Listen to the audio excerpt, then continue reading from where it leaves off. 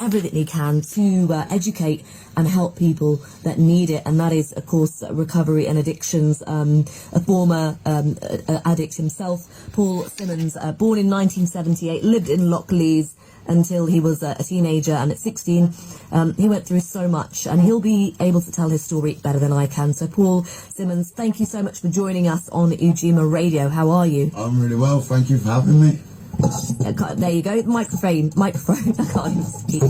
There you go. There you go. Fantastic. So thank you so much. So tell the listeners a bit about your story.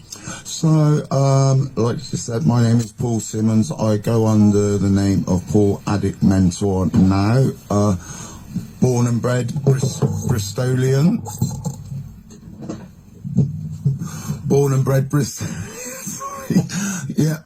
Time I ended up doing 22 years in prison for crimes from as silly as shoplifting to as serious as armed robbery, kidnap, false imprisonment, firearms offences, you know, all of that, the crazy.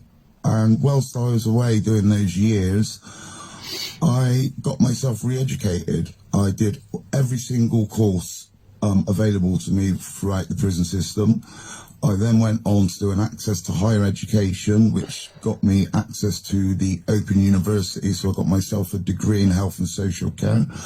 I got myself some mentoring qualifications. I got a few NVQs. The list goes on and on, really. So I came out of jail, clean, sober, and I thought I can either sit back and do what everyone else does and just be happy with my lot, or I can try to change the situation, try to do something different.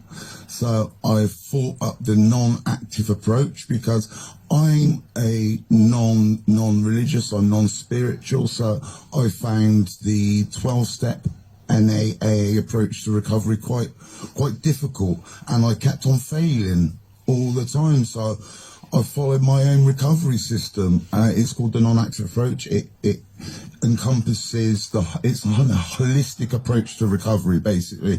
It covers absolutely everything from your addiction, your mental health, your housing, your banking, where you work.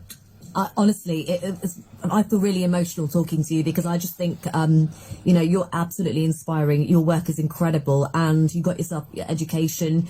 Education is empowerment. How does it feel to have the education behind you now? I'm real lucky to be in that situation where, one, when I was growing up, no matter what, I could read and write at a very early age. I'm quite lucky. I find education easy for me to do. However, I know there are many people in the system who haven't got that to fall back on, and that means they're not able to hold a conversation properly, they're not able to read into things, form your own views, and these are all very important small details that people don't really think about when you would think about a prisoner, an addict, someone on the streets. With my education, I am opening doors I just never ever thought would be possible. Incredible. And you recently were on BBC Radio, weren't you, as well? And you were also on the Sean Atwood podcast, released next month. You also have a meeting with a lot of people from high places and people of influence. How does it feel now to be on this journey? Do you sometimes reflect back on your life and think, wow? I reflect back on my life every single day. Every day. Everything I do, I'm like, 4 or 5 years ago, you were sat in a prison cell. And, you know, like last week, I sat with Sir Robert Buckland, and it was a surreal experience. I really enjoyed it. He's opened a couple of doors for me, and that's the whole point. It's like I said, I could easily have just got clean and sober and sat on my backside and, you know, just done my own thing, got a little job in a factory somewhere, shifting boxes or whatever. But that was just, it's not part of my plan. It's never been my plan. For the prison officers that know me, for the people in probation, they have always said to me, you would be so good doing this kind of a job. And I did all the courses not knowing, but it was all leading up to what I'm doing now. And yeah, it is opening doors. It's very surreal, but I'm enjoying it. And the message is very important to me. And what's the feedback been like from people that you've met of influence, and people in general? It's all positive, really. I think a lot of people like the fact that it's kind of a redemption story, isn't it? I went from 22 years in prison for, very serious offences. And people want to see more of me. They want to see this duplicated over and over and over again. And so do I. And that's what I believe in. I believe everyone can get clean and sober. Everyone can go from spending years in prison. Don't buy into the institutionalized programming that so many people are, we get fooled by it. Oh, he's done 22 years in prison. That's it. He's institutionalized. I'm not.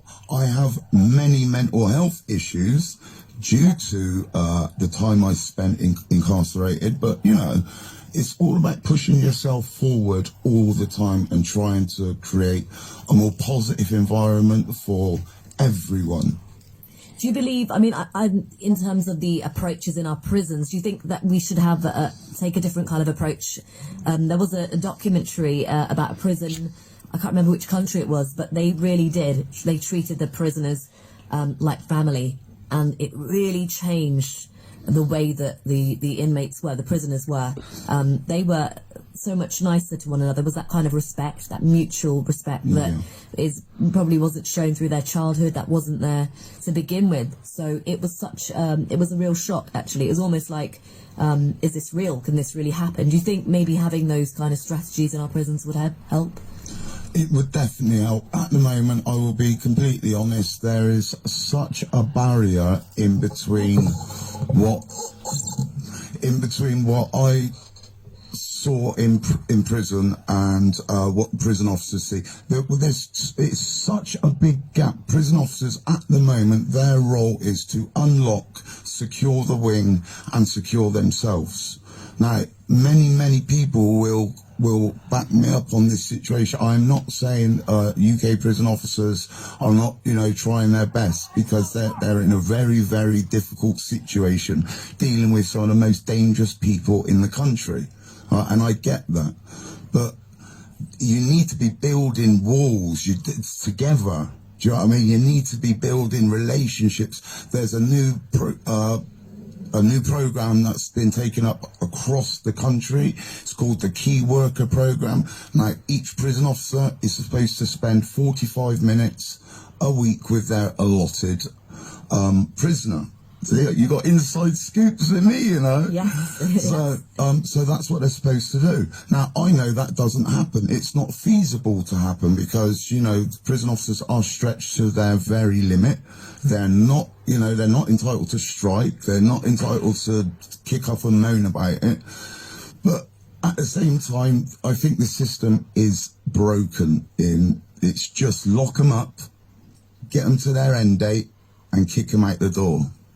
So having a program and a strategy so early on in the training would be really beneficial to make them realise, to make them connect on that kind of emotional level that these people are human beings, although they are trained to then do the job that they are doing and paid for. Obviously, there's a lot of understaffing as well and underfunding. I genuinely, this is my belief. It has to start at the training level. Putting prison officers for a 6-week training course and then throwing them onto wings, shadowing other prison officers who have only been in a job maybe 2 or 3 months before them.